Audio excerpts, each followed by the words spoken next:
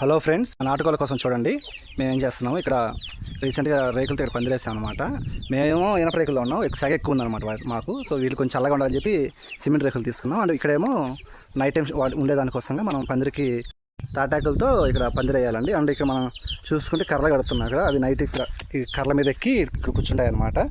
అక్కడ అడ్డ ఇట్లా నిలువు ఇంకో కర్ర వేసాం కదా, ఇలా మనకు 3 స్టెప్స్లో కర్రలు పెడతాం అనమాట. అక్కడ మనము ఇదిగోండి, ఇక్కడ మనకి ఇలా మెస్సులు ఉన్నాయన్నమాట, మనం చేపించుకున్నాం ఇవి. సో వీటి కోసం ఇక్కడ ఓన్లీ నైట్ పిల్లల కోళ్ళు వరకు మాత్రమే ఇక్కడ రేకుల కింద ఉండి ఎలా పెడుతున్నాము. ఇక్కడేమో పొదిగిన కోళ్ళని ఇలా పెడుతున్నామండి. ప్రజెంట్ మనకు ఆయిల్ క్యాన్ ఉంటాయి కదా, మనం ఆయిల్ సేల్ చేస్తాం కదా, సో వాటికి వచ్చే క్యాన్లని ఇలా యూజ్ చేస్తున్నాము. ఈ ఎండ తీవ్రత వల్ల ఇవి కూడా చూడండి ఎలా అంటున్నాయో, ఎక్కువ వేడికి.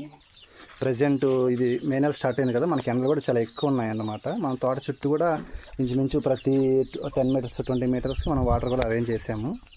పిల్లల కోళ్ళు ఎక్కువ ఉంటాయి కదా, అవి ఎక్కువ దూరం కూడా వెళ్ళవండి. కొంచెం దూరంకి వాటికి మళ్ళీ మాటికి ఎక్కువ దాహం వేస్తుంది అనమాట. అందువల్ల మనం ఎక్కడ పడితే అక్కడ వాటర్ పెడితేనే వాటికి సేఫ్టీగా ఉంటుంది.